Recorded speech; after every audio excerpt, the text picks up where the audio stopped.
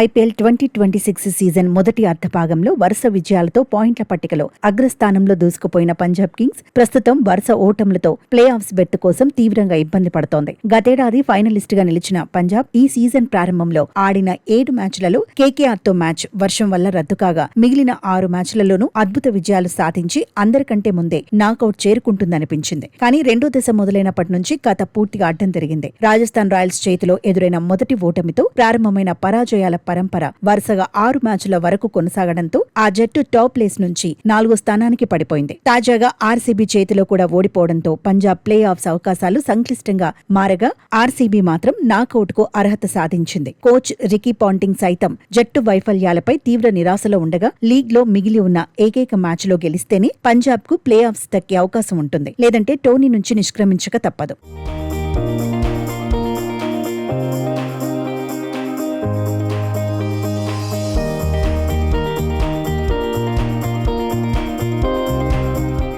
ఈ సీజన్లో ఢిల్లీపై ఏకంగా 265 పరుగుల భారీ లక్ష్యాన్ని ఛేదించి వరుసగా 2 మ్యాచ్ల్లో 250+ స్కోర్లు చేసిన ఏకైక జట్టుగా రికార్డు సృష్టించిన పంజాబ్ అదే సమయంలో అత్యధికంగా 200+ స్కోర్లు సమర్పించుకున్న జట్టుగాను నిలిచింది. ముఖ్యంగా ధర్మశాల హోమ్ గ్రౌండ్ లో ఆడిన ప్రతి మ్యాచ్లోనే ఓడిపోవడం జట్టు ఆత్మవిశ్వాసాన్ని దెబ్బతీసింది. రెండో అర్ధభాగంలో పంజాబ్ ప్రధాన పేసర్లు భారీగా పరుగులు ఇస్తూ టాప్ స్పిన్నర్ యుజ్వేంద్ర చాహల్ ను కీలక సమయాల్లో పక్కన పెట్టడం కూడా మేనేజ్మెంట్ వైఫల్యంగా మారి విమర్శలకు దారితీసింది. వీటన్నింటికి తోడు ఈ సీజన్లో పంజాబ్ ఫీల్డర్లో ఏకంగా 20 క్యాచ్లు వదిలేయడం మ్యాచ్ల ఫలితాలను తీవ్రంగా శాసించింది. బ్యాటర్లు 200 పైచిలుకు పరుగులో బోర్డుపై ఉంచుతున్న బౌలింగ్ వైఫల్యాలు, పేలవమైన ఫీల్డింగ్ కారణంగా పంజాబ్ కింగ్స్ గెలిచే మ్యాచ్లను చేజార్చుకోవాల్సి వచ్చింది.